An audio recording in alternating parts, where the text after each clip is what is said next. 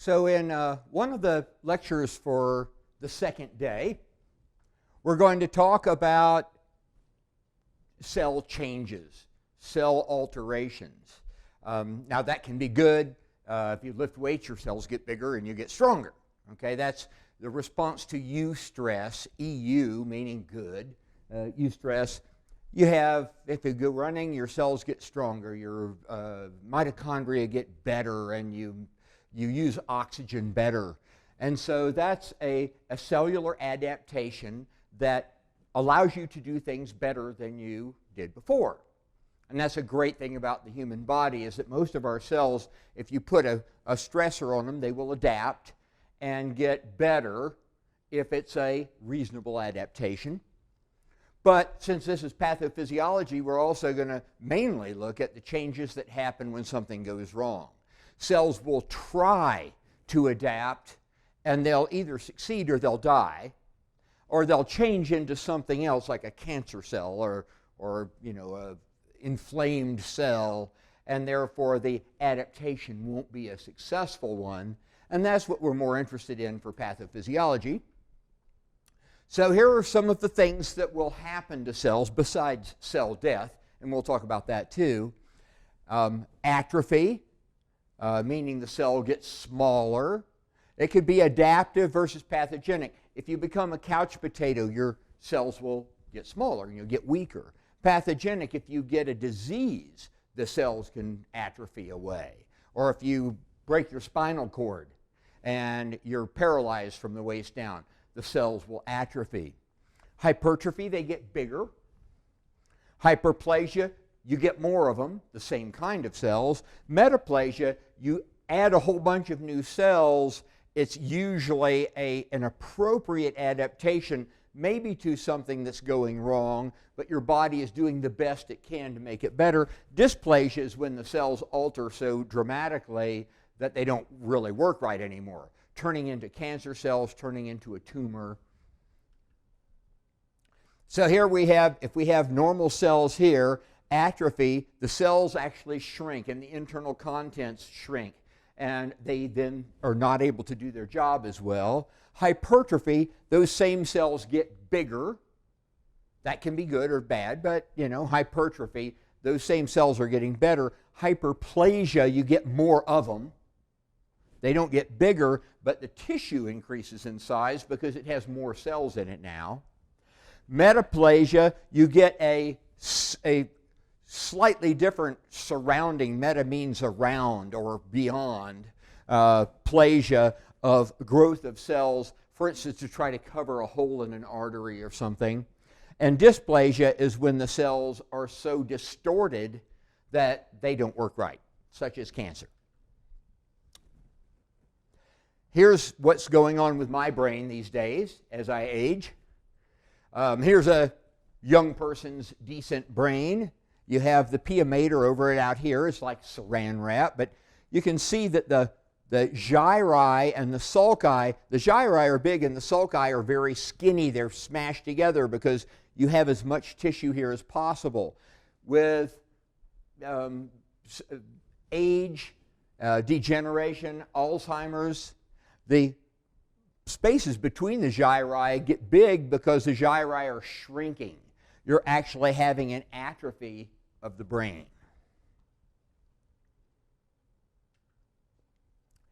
Here we have hypertrophy of myocardial cells, of heart cells. When you get some kinds of heart disease, or let's say you have chronic hypertension, and your heart over time becomes muscle bound. If the muscle just gets bigger, trying to push against that higher pressure all the time. You don't get more cells, the cells just get bigger and bigger and bigger. So this is a hypertrophy situation of cardiac muscle cells. You can see how thick the chamber has gotten.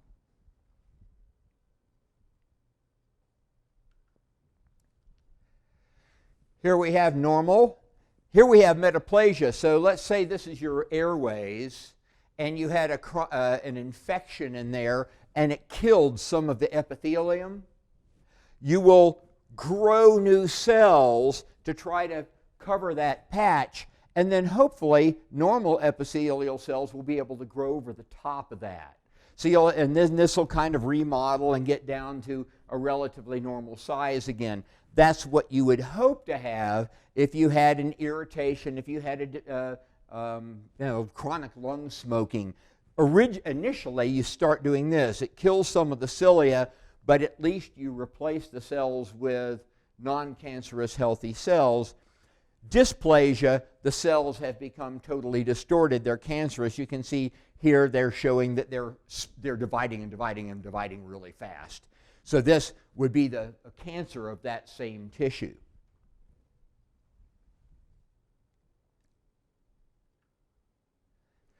So when a cell is stressed, it will adapt the best it can. Eustress usually means the cell will get bigger, more active, more enzymes, more mitochondria, whatever it takes for that cell to do its job will increase. You could also split it and have a hyperplasia of that tissue if you need more cells to do the job. If it doesn't adapt sufficiently because it's an injury, a situation that it can't truly adapt to, the cell will become injured. Now it can either reverse that injury, heal itself and get better and go on living, or if the injury is irreversible, if you don't solve the underlying problem in time, the cell will die.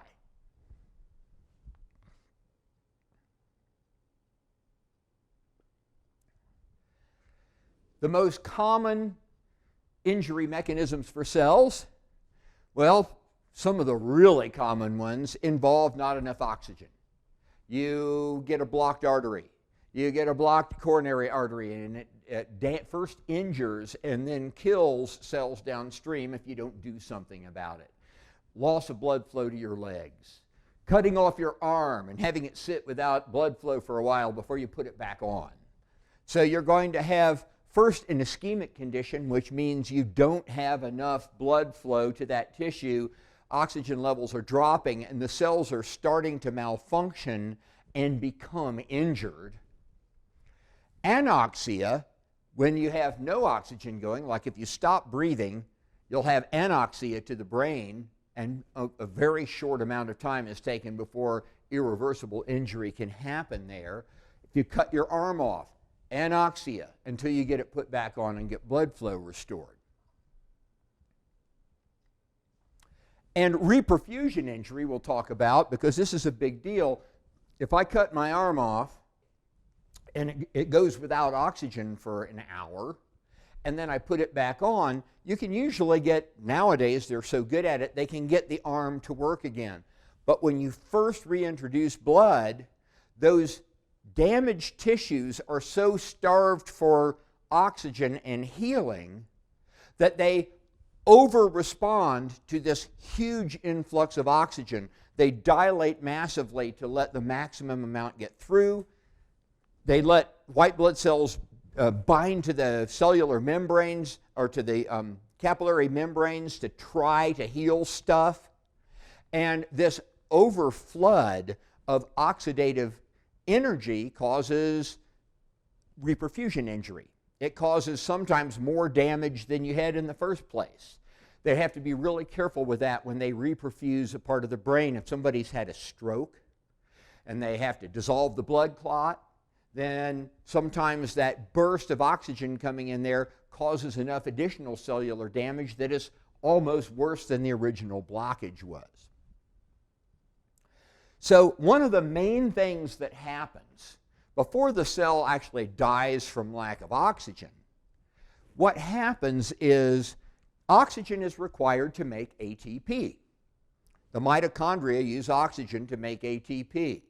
You need ATP all the time in all of your cells to run the sodium-potassium pumps on their membranes to keep the sodium outside, the potassium inside. And sodium-potassium pumps pump 3 sodiums out for every 2 potassiums in, so they keep more stuff out than in. If you stop those pumps, the sodium starts building up inside. It increases intracellular osmolarity, and it sucks water into the cell, and it swells up and pops. And that's one of the main things that kills brain cells when you have a stroke. If you don't solve that problem pretty soon, the cells start building up intracellular sodium, they swell up and they start bursting, and once they're gone, they're gone. You don't replace cells like that. So here is anoxia. Okay, you got a thrombus, you have a blood clot, you can't get red blood cells there, no oxygen, the ATP pumps stop working, and therefore sodium builds up in the cell. It starts sucking water in by osmosis, and the cell swells up. And it can kill the cell if you don't correct it pretty quickly.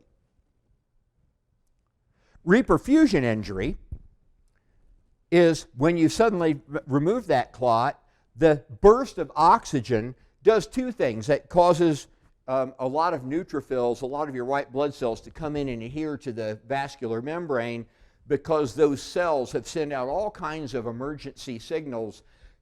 We're in trouble, we're in trouble. And the neutrophils don't know any better. They think maybe there's an infection. So they all come, start penetrating the walls, and that causes vascular damage. But oxygen bursts, huge amount of oxygen, produces what are called oxygen-free radicals, or reactive oxygen species, which are very harmful to a lot of kinds of tissues. Free radicals, reactive oxygen species, ROS, is the way they're usually listed now, because reactive oxygen species covers a little bit wider range of things. These are either cells or atoms or groups of atoms, maybe a molecule or a clump of atoms that has essentially become oxidized through this burst of oxygen and has now lost or gained an electron on the outer ring, or gained an outer ring with an extra electron, or something, in some manner it's developed on its outer ring an unmatched pair of electrons. That's not what you want, because normally these molecules and atoms that you have in there are stable and don't react with stuff, and so you can have homeostasis with them floating around. But if you produce a situation where that atom has an unpaired electron, it's going to start reacting and binding to stuff, trying to find a second electron to make up the outer ring. And so if it binds to a lipid, it peroxidizes that lipid. If it binds to a protein, it changes the structure of the protein. DNA, if it binds to DNA, it changes the structure of the DNA and can alter it to the point where it produces insufficient or incorrect types of proteins. Causes mitochondrial damage. There's a lot of structures in the mitochondria that use oxygen to make ATPs. And the main thing is, if you take any substance and bind it to a working substance, it changes it so it doesn't work anymore.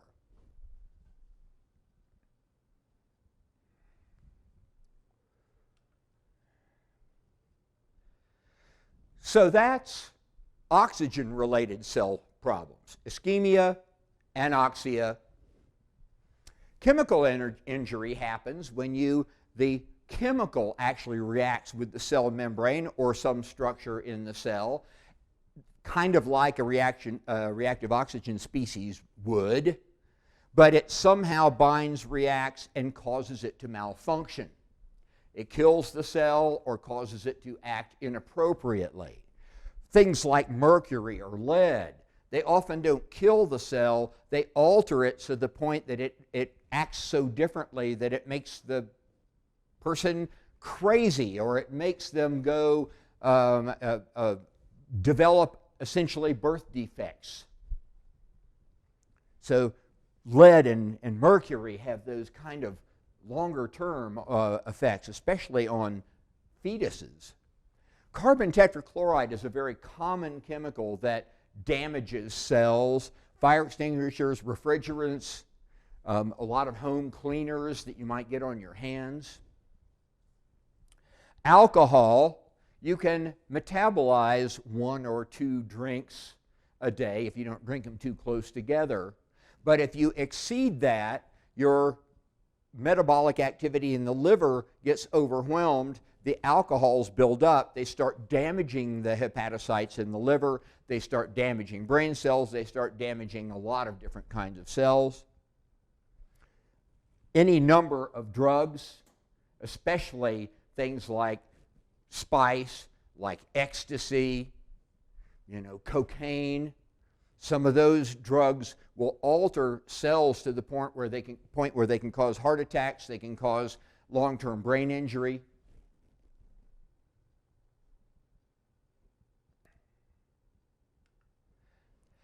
Here's a kid that was born with fetal alcohol syndrome. The mother was drinking to excess.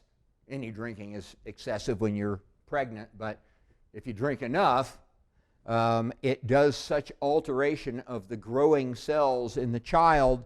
They tend to be born with microcephaly, unusually small head, small brain, changes to their eyes, changes to their jaw structure, and mental retardation.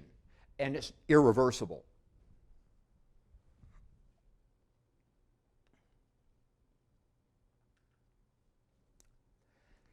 Here's the liver of an alcoholic. Now this is a vacuole full of some platelets and things, but what they're showing here, this chicken wire fibrosis, is they've stained it so that you can see it. And it's fibrotic tissue, connective tissue, that is now kind of encapsulating these cells, and it's going to decrease the liver's ability to do its job, to filter things out, to make bile. If the liver cells can't properly make bile, the bilirubin will build up in your bloodstream and you'll turn yellow and you'll have jaundice.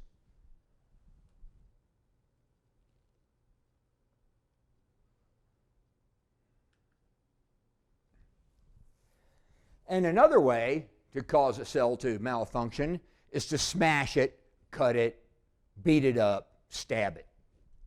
So a variety of injuries. And now we're going to start getting into the part of the course, well, the rest of the course, where we're going to have all kinds of very graphic photos of things that happen. What this kind of cancer looks like, what this birth defect looks like, or what a stab wound looks like. Because there are a variety of different things that can, or types of injuries that can cause cell death, cell injury. A contusion, bang, big bruise, a lot of bleeding under the skin at first from broken capillaries, turns purple, turns yellow as it starts healing. Okay, tissue damage with bleeding, could be under the skin, could tear the skin and be on the surface too. So that's like a blunt force trauma. A hematoma is a collection of blood. If you hit your head really hard and it swells up this big, I've seen it happen where actually my wife was in a car accident and she hit her head against the steering wheel so hard that she had a hematoma that was the size of a softball on her forehead. And it was just a big blood blister, sort of.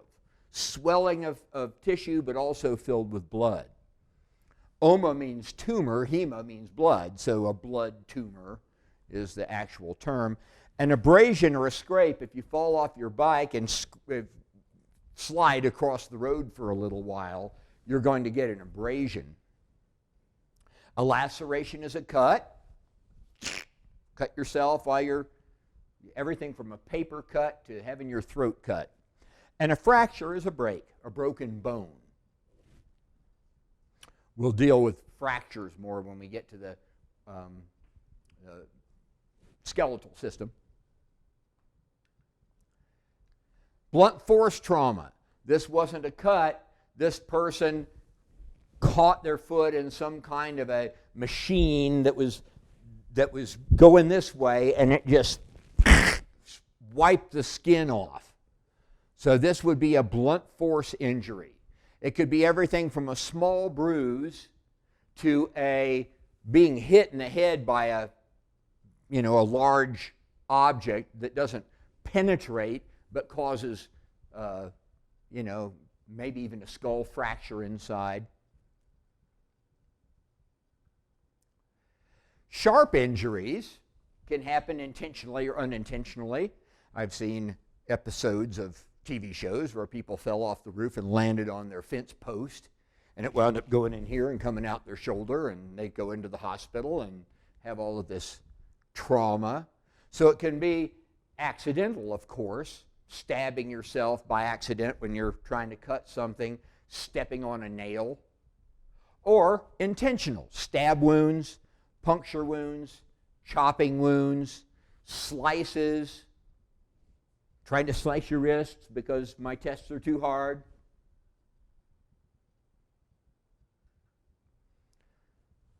A laceration, sliced throat. Obviously, not a good laceration to have.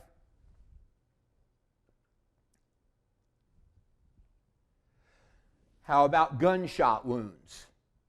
Fairly common in this country. Entrance wounds, it makes a little tiny hole exactly the diameter of the bullet. They can look at it and usually tell whether it was a 22, a 38, or a 45, or a 357 Magnum. The entrance wound going in just pokes a hole. The exit wound is called a shored exit wound because as it comes out, it kind of blows the tissue away on its way out. Entrance wounds, it depends how close you are. If you're real close, the skin will be burned from the exploding powder.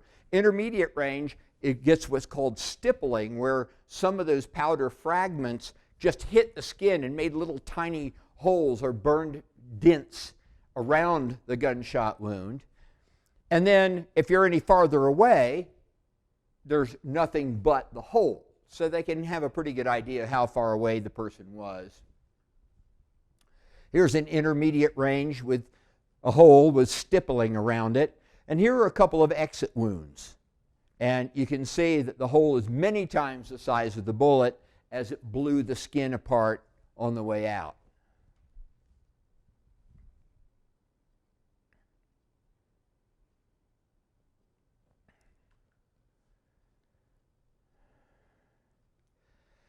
Other types of injuries which can happen, again, either intentionally or not: suffocation, strangulation, asphyxiation, or drowning will provide you with an overall body anoxia and cause cell death, first of tissues that are most important like your brain and heart, and then cell death of other cells too if it goes on long enough. Suffocation means that you simply, for one reason or another, didn't stop getting enough oxygen. If you're locked in an old refrigerator and you use up all the oxygen, you suffocate. A baby might suffocate if it rolls over on its face, burying his face in his pillow so that it can't breathe. Or you could have a bad guy come into your house and take a pillow and put it over your head like they do in the movies. Or plastic bag over your head. Strangulation means cutting it off at the throat. It can be intentional or unintentional hanging. Manual strangulation, what you like to do to your professor when their tests are too hard. Chemical asphyxiants. Cyanide blocks your oxidative processes inside the cells. It doesn't keep you from breathing in the first place. It causes the cells not to be able to utilize oxygen. Other things you might breathe in cause an anaphylactic reaction that closes off your airways. And so you're unable to move air through the airways because that chemical has caused an asphyxiation. Cyanide does that. carbon monoxide, in a way. It's a chemical asphyxiant. It locks up all of your hemoglobin so it can't carry oxygen. Or drowning.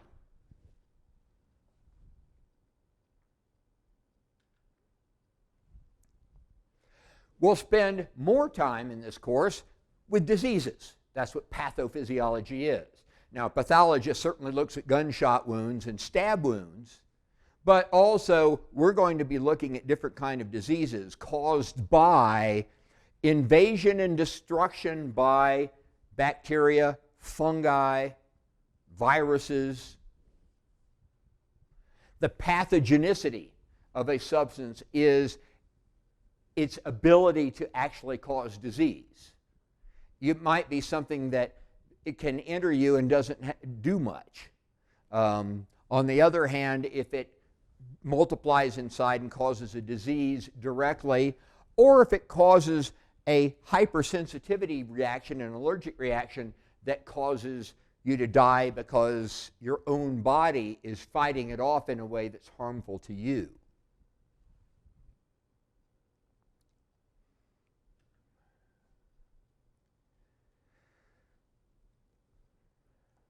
We're going to have a whole lecture just on infection. So we'll talk a lot about bacteria, viruses, and fungal infections. That's just one of the ways that you can have injury to cells. Your immunological and inflammatory response is a really big deal. It's designed to save us. If it gets out of control, it'll kill us.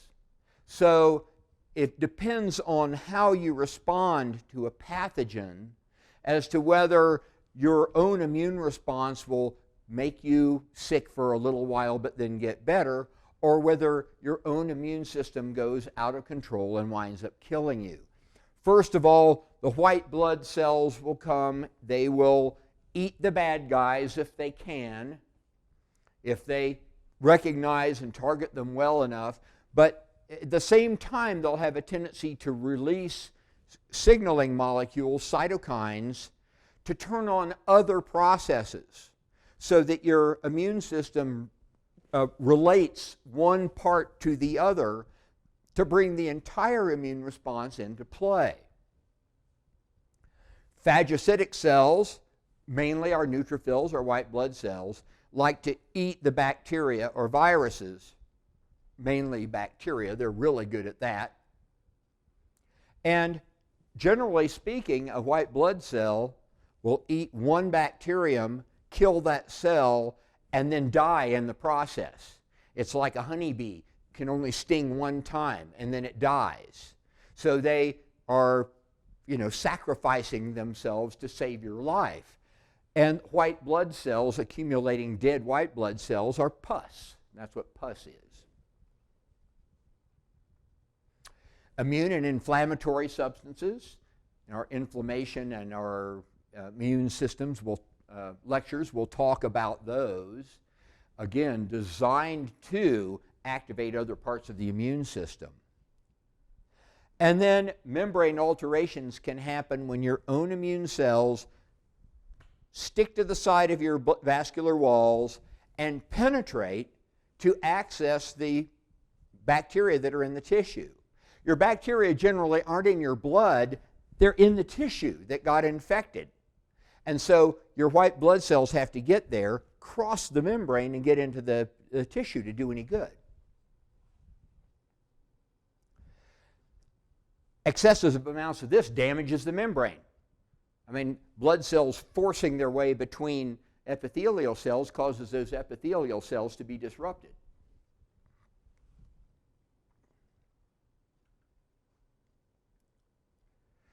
So cellular injury, water comes in, because sodium-potassium pumps aren't working. Therefore, you build up intracellular sodium. It pulls water in by osmosis. But other things come in and go out too. Damaged cells become leaky cells. If you have damaged or dying heart muscle cells, they will leak some of their own specific troponin into the bloodstream, and you can measure it and tell if the person's had a heart attack. So the cell membranes become leaky. Things come in that aren't supposed to. Things go out that aren't supposed to. Things that were supposed to be inside the lysosome or inside a mitochondria or something leak out into the cytosol. And that adds even more osmotic force inside the goo of your cell to draw more water in and cause the cell to rupture.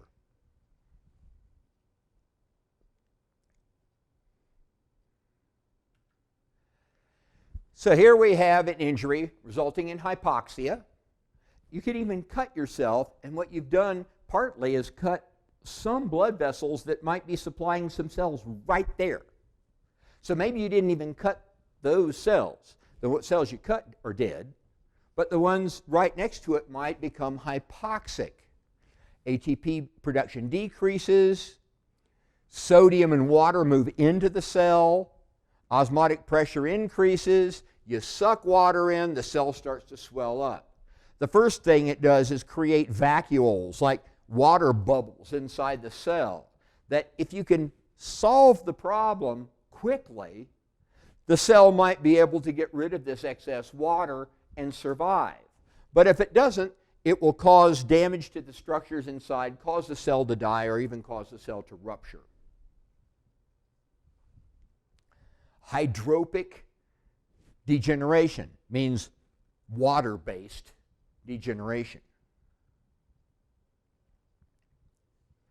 And so cell death happens in a couple of ways. The cell can simply become so damaged inside it stops functioning. It can swell and burst. The nucleus, which is like a cell within a cell because it has a membrane too, can swell and break apart or burst. The term karyo means nucleus. So karyolysis is the nucleus just kind of disintegrating. Now the cell can't function anymore, it's dead. Or karyorexis, swells up and pops. Rexis means to rupture or burst. So karyorexis, this nuclear membrane has been stretched to the point where it actually pops.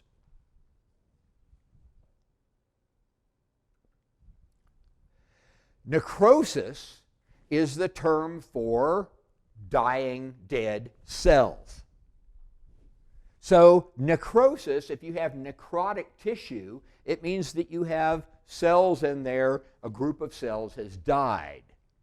Coagulative necrosis happens in kidney disease, ischemia, where the cells die in place, they're dead, they change color, they stop working, but they still look like cells. They just look like dead cells.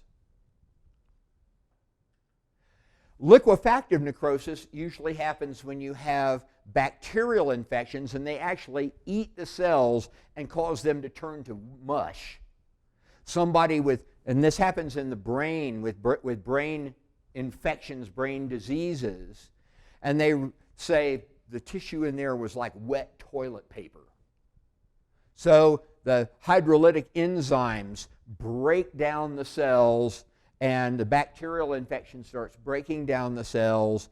Staph infections, strep infections, E. coli will tend to produce liquefactive necrosis.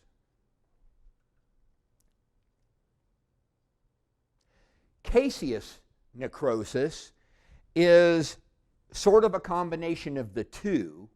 So the cells die and then they're just really destroyed by a variety of enzymes and maybe bacterial action. This happens in tuberculosis, in the inside of the tubercle, where the bacteria are active, and you develop this cottage cheese effect. It's still a substance, but you can't see any cell structures anymore. It's too disrupted. But it didn't turn into a liquid.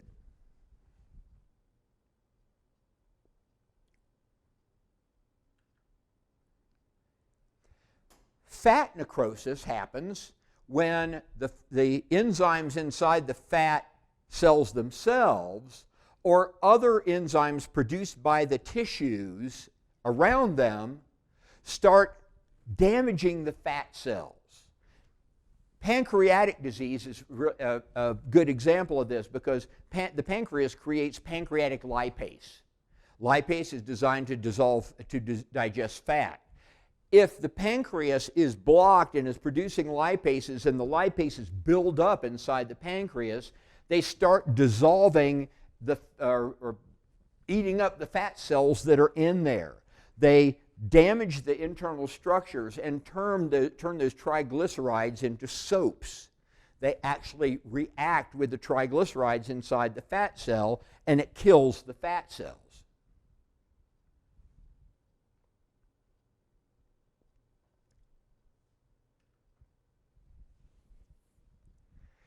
Gangrenous necrosis is related to anoxia.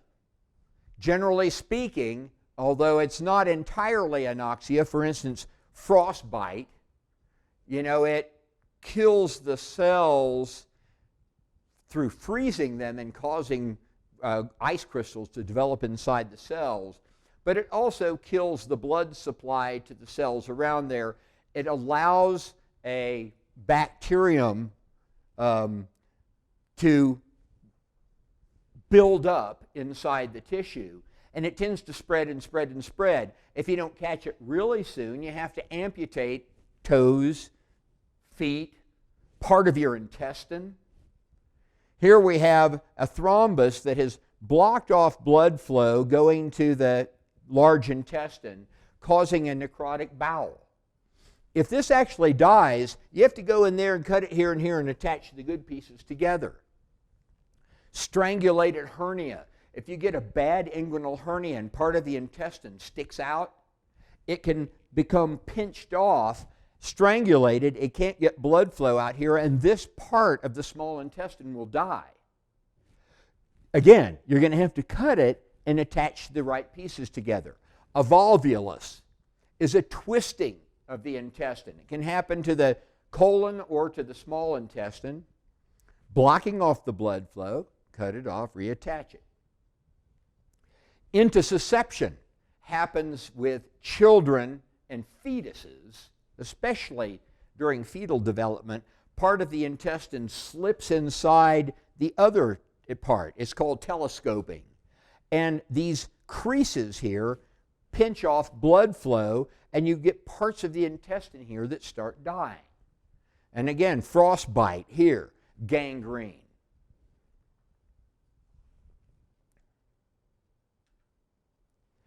Here is gas gangrene. This is the kind that soldiers in conflict used to get anytime they got shot or cut. We didn't have a lot of people coming home from World War II, with the kind of injuries that we have now from Afghanistan. Because back then they didn't have antibiotics. And if you got, gangrene, they either cut your leg off right away or you died. So, all the Civil War guys that survived their injuries all were missing an arm or a leg. Now you come home with a variety of horrible injuries, but they managed to solve them. And so we actually have a lot more walking wounded now than we did back then. But Clostridium perfringens is the bacteria. Again, this is one of those bacteria that's always on your skin, kind of like MRSA or staph. But your body controls it unless something goes wrong, and then suddenly it's opportunistic. It jumps in and starts eating away, and it produces, these are called bulla, B-U-L-L-A. They're balls of either fluid or gas. This guy had his leg completely cut open, and this is all liquefying tissue. This is liquefaction necrosis here. It's being eaten by the bacteria. Once they cleaned it up, it was all bright and happy. This is actually an okay leg. This leg survived. What happens after they open it and clean it, it is able to, you're putting the good cells next to good cells instead of being separated by goo full of bacteria, and so they can start growing new structures. The first thing they do is grow something called granulation tissue, It's a very fast-growing metaplasia type cell that provides a scaffolding for normal cells then to grow in and fix the wound.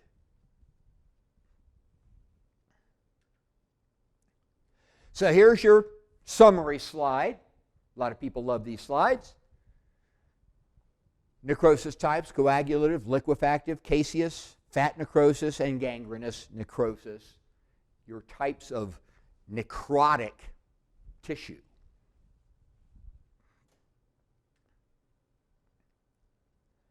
Now, when cells die, there are really two reasons a cell will die. One is it wants to, and the other is it's killed by something.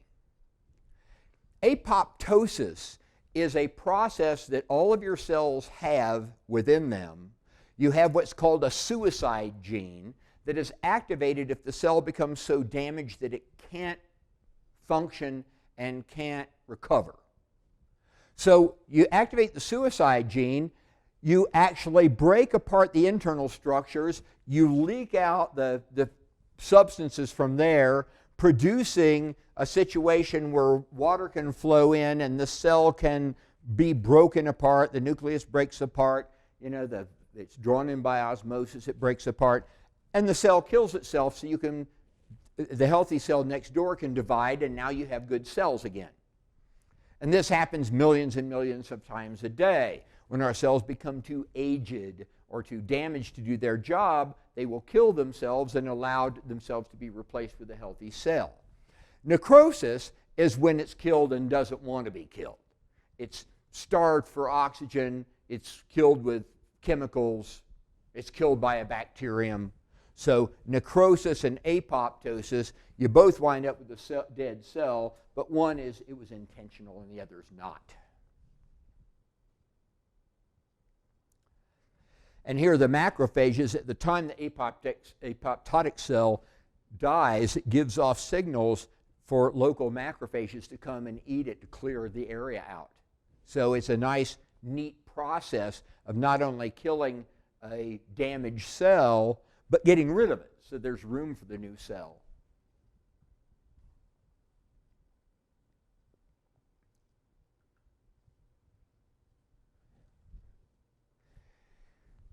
Aging versus disease. All right, if you were to look at me and say I'm 18 years old, I would be diseased. I have some wrinkled skin. I have a heart that has probably a certain amount of vascular damage, because everybody accumulates vascular damage over the course of their life. My brain might have atrophied some compared to when I was 18. I'm smarter now because I hadn't learned as much back then, and I was 18. I mean, how smart can you be? Sorry if you're 18. But aging versus disease, at age 66, I'm not diseased at all. I'm what I'm supposed to be at 66. So there's a certain amount of degeneration that is expected, and that's called aging. If you exceed that level, though, you have disease. If I had 4 blocked coronary arteries, I would have heart disease. That wouldn't be just aging, it would be heart disease. Normal lifespan is how long you should live at the time you're born. I was born in 1951. My lifespan at that point would have been about 73 to 75. That's about what it was. In the 1900, when Americans were born, their lifespan was 47. We didn't have antibiotics, we didn't have vaccinations, and people died. Now, people didn't get to die of old age. They always died of something else. I mean, 47 is pretty young. So that's what your life expectancy, or normal lifespan. If a kid is born now, they're a male, I think the normal lifespan is almost 80. It's increased quite a bit from 1951, largely because of medical advances. Your life expectancy is how long you're expected to live from this moment. So at age 66, even though it was 73 when I was born, Now that I've made it to 66 without dying, and I'm pretty healthy, my life expectancy is probably 85. So it keeps pushing. My mother's 96. When she was born in 1920, her lifespan expectancy, her normal lifespan was about 73 for a woman. But now that she's 96, it's certainly not 73 anymore. She's healthy. She probably still has another life, life expectancy is still another 3 or 4 years, or 5 maybe. So life expectancy based on your current age. With aging does become cellular changes. Aging produces a lot more fibrosis, adhesions. You lose your flexibility. You have more fibrotic tissue and less of the soft, muscular tissue that you had when you were younger.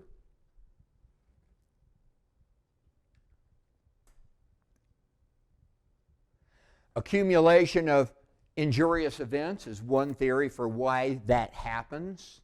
In other words, I have bumped my arms thousands of times in my life, just knocking into things, and the recovery process has always produced a little tiny bits of scar tissue, and over time, my heart has beat so many times, it has actually worn itself out through just repetitive damage. That's one thing. The other is it's genetically programmed. We know that people just can't live beyond about 120 no matter what. Now, of course, part of it could be that they're beating themselves up over 120 years. But the other is we have, and we'll see as we talk about some more genetic, abnormalities, telomeres on the end of our DNA that when they break off, you can't reproduce those cells anymore. So there is a programmed life expectancy as well.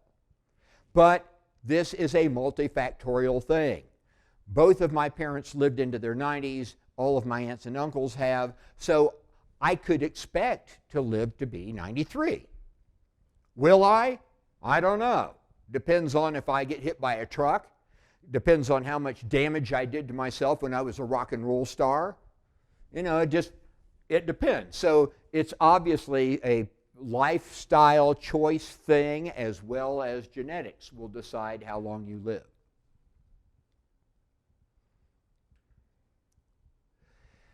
Atrophy of muscle with aging, decreased function of a lot of tissues.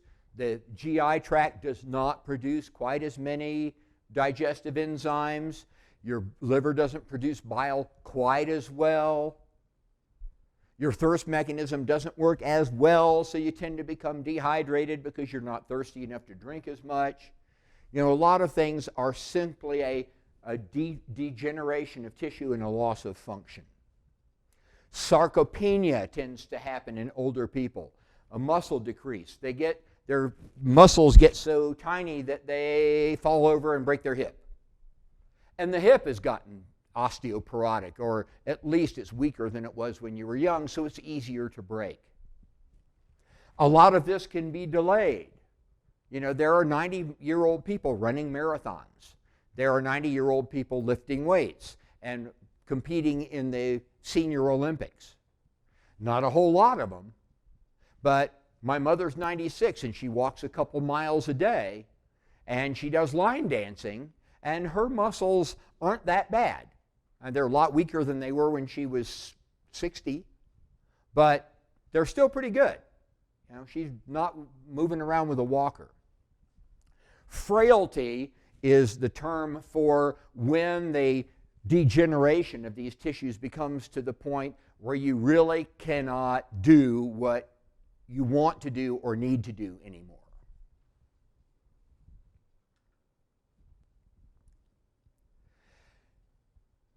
And ultimately, you die.